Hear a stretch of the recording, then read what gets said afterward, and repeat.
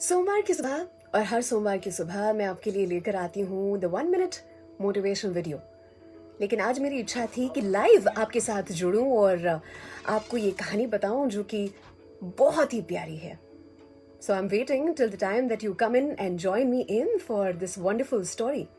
सोमवार की सुबह #मंडे मोटिवेशन। और सच बताऊं तो आपसे ज़्यादा मोटिवेशन मुझे मिलेगा इस कहानी को बताते हुए।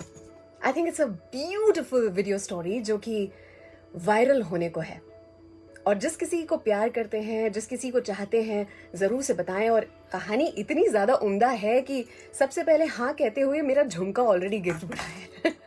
सो कह सकते हैं कि मेरी स्टोरी ऑलरेडी कायनात ने स्वीकार कर ली है, राइट?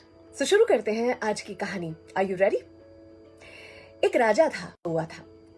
एक राजा था जो कि बहुत ही घने जंगल में फंस चुका था। उसे बहुत प्यास लगी थी और वहां पर एक लकड़हारा था जिसने उसे पानी पिला दिया।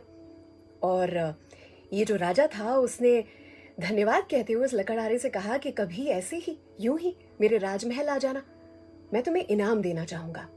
वो लकड़हारा तो बड़ा खुश हो गया और एक दिन ऐसे ही चलते चलते वो वाकई में राजमहल पहुंचा।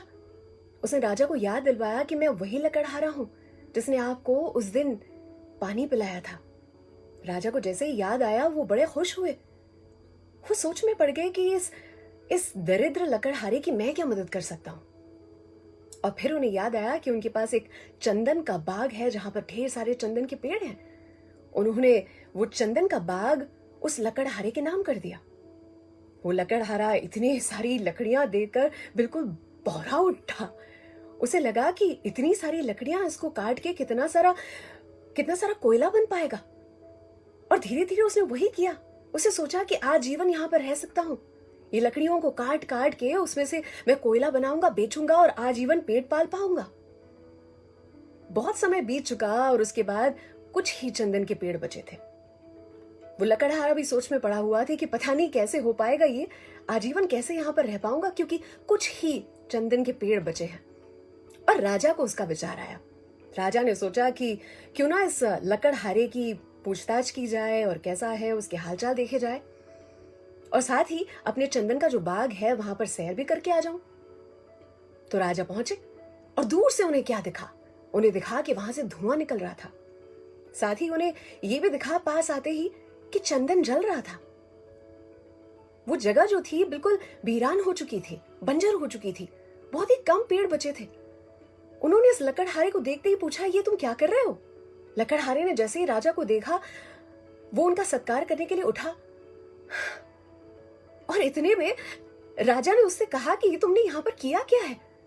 लकड़हारे ने धन्यवाद कहते हुए कहा कि राजा जी, आपने ये जो किया है ना, उसी की बदौलत मैं अब तक जिंदा रह पाया हूं।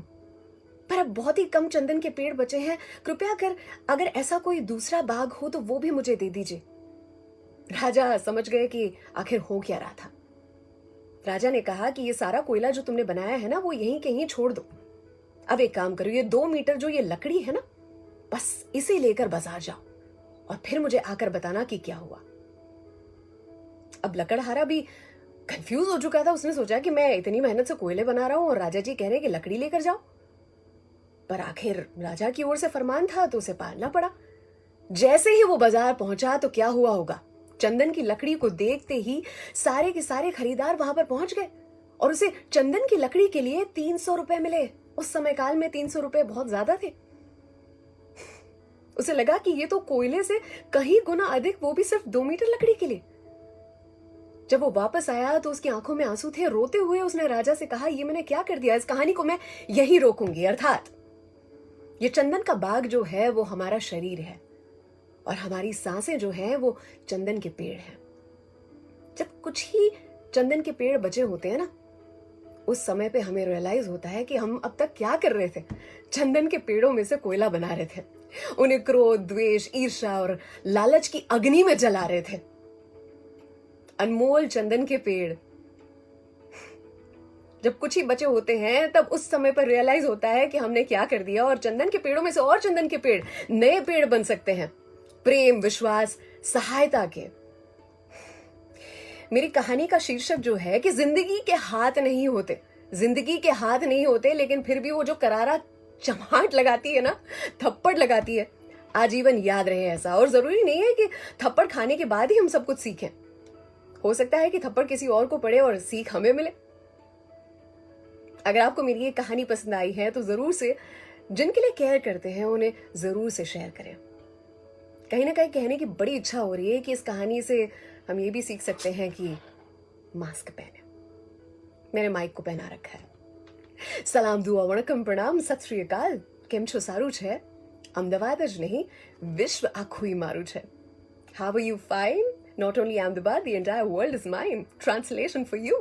अर्चना की ओर से lots of love and take care.